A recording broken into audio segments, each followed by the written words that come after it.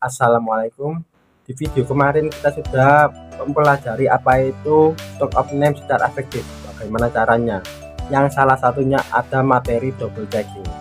Apa itu double checking? Saya akan mengulas secara detail apa itu double checking dan apa manfaatnya. Oleh karena itu, bagi teman-teman yang nggak ingin ketinggalan info-info seputar bisnis dan marketing lainnya, jangan lupa like dan subscribe video ini ya.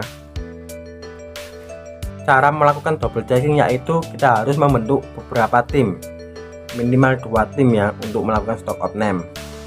Misalnya tim 1 melakukan cek stock of name rak 1 sampai rak 10 sebanyak 1000 barang. Ketika selesai, tim kedua melakukan double checking untuk memastikan apa yang dilakukan oleh tim yang sebelumnya, tim 1 tadi itu stoknya sama atau enggak. Atau cara yang kedua, kita juga bisa melakukan sampling atau pengujian acak. Misalnya tadi ya, tim 1 melakukan stock of name 1000 barang di rak 1 sampai 10. Tim kedua tidak harus melakukannya lagi dari barang 1 sampai 1000 tersebut.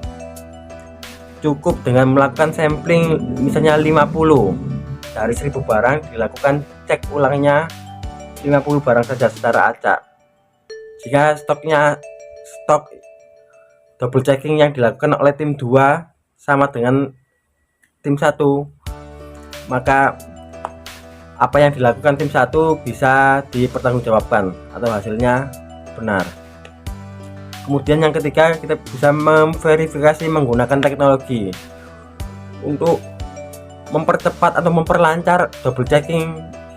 Hal yang diwajibkan yaitu kita menggunakan teknologi berupa scan barcode atau QR code. Ini untuk efisiensi waktu dan keakuratan jenis barangnya, karena kalau barangnya banyak kan tidak mungkin semua orang itu hafal nama produknya ya. Sudah saya jelaskan di video-video sebelumnya. Barcode ini sangat penting untuk mempermudah stock of name, apalagi barangnya banyak dan mirip-mirip. Kemudian yang keempat, setelah tim 1 dan tim 2 melakukan tugasnya, kita bisa bandingkan jumlah stok itu dengan stok yang ada di sistem atau di sistem inventory atau sistem kasirnya. Barangnya sama atau ada selisih. Setelah itu yang kelima, kita melakukan approval yaitu menyetujui ya atau mengunci barang stock of name tersebut di sistem kasirnya. Berarti barangnya disesuaikan dengan stok fisiknya ya. Terus langkah yang keenam yaitu membandingkan dengan siklus stock of name sebelumnya. Ini fungsinya misalnya terjadi selisih, baik selisih kurang atau selisih lebih.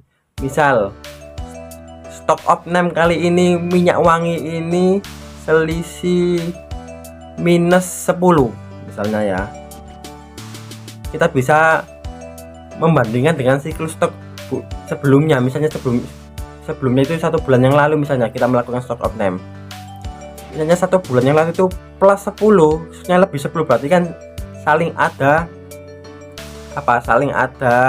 keterkaitan kan. Bulan stock of name sekarang minus 10, tapi stock of name sebelumnya plus 10, berarti kan itu kemungkinan besar masalah administrasi. Ada administrasi, mungkin barangnya lupa di input atau gimana. Atau misalnya parfum ini stoknya minus 10, bulan lalu itu minus 15, berarti itu perlu dicurigai. Barang ini kok sering hilang, misalnya barang ini kok rawan hilang, perlu kita curigai dan kita lebih mudah menganalisanya. Kemudian manfaat dari double checking yaitu yang pertama, mengurangi kesalahan manusia. Karena tadi kan double checking kan tim 1 melakukan stock of name, kemudian tim kedua melakukan cek ulang. Mengurangi kesalahan manusia ini yang dimaksud adalah kemungkinan tim 1 itu mungkin waktu cek stock of name itu ada yang ngantuk atau ada yang mungkin masih galau atau nggak fokus, berarti tim kedua ini fungsinya untuk apa ya, menyaring atau memastikan atau sweeper agar apa yang dilakukan tim satu itu bisa dipertanggungjawabkan atau benar. Yang kedua, manfaatnya kita bisa mengidentifikasi kecurangan atau kehilangan. Ketika kita melakukan double checking, kita lebih mudah ya menganalisa atau mengidentifikasi faktor-faktor stok ini selisih. Baik selisih ini karena ada kecurangan dari customer atau kecurangan dari tim itu sendiri atau kecurangan atau faktor-faktor yang lain. Kemudian manfaat yang ketiga yaitu meningkatkan akurasi dan kepercayaan.